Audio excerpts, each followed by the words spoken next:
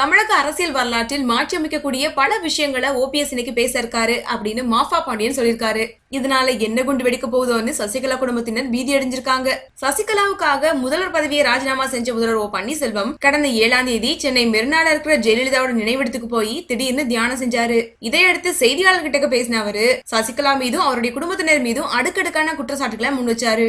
இது வெறும் 10% தான், இன்னும் சொல்ல வேண்டியது 90% இருக்குன்னு சொன்னாரு. ஓ பன்னீர்செல்வத்தோட இந்த குற்றச்சாட்டுகளால தமிழக அரசியல்ல பெரும் பரபரப்பு ஏற்பட்டுச்சு. இந்த நிலையில செய்தியாளர்கிட்ட பேசிய முன்னாள் அமைச்சர் மாஃபா பாண்டியன் ஜெயலலிதாவோட பிறந்த நாள்ல ஓ பன்னீர்செல்வம் முக்கிய அறிவை வெளியிட இருக்காரு. இதுக்காக செய்தியாளர்களை சந்திக்க போகும் அவரு வரலாற்றில் மாற்றி அமைக்கக்கூடிய பல விஷயங்களை கூறப்படுறதாவும் தெரிவிச்சிருக்காரு. மாஃபா பாண்டியனோட இந்த அறிவிப்பால முன்னாள் முதல்வர் ஓபிஎஸ் என்ன சொல்ல போறாரோங்கிற எதிர்பார்ப்பு எழுந்திருக்கு. ஏற்கனவே ஜெயலலிதாவோட மரணத்துல பல்வேறு மர்மங்கள் நீடித்து வரும் நிலையில இன்று ஓபிஎஸ் வெளியிட போகும் செய்தி என்னவா இருக்குங்கிற ஆர்வம் அதிகரிச்சிருக்கு.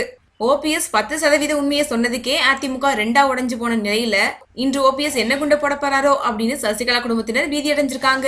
எஞ்சிய 90% உண்மைகளையும் முன்னாள் முதல்வர் ஓபிஎஸ் இன்று சொல்ல போறாரா இல்ல புதிய கட்சி மாதிரி வேற ஏதாவது அறிவிப்புகளா அப்படிங்கிற கேள்வி எழுந்திருக்கு. வரலாற்றை மாற்றக்கூடிய அந்த அறிவிப்புகள் என்னங்கிறது இன்னும் கொஞ்ச நேரத்தில் தெரிய வந்துடும்.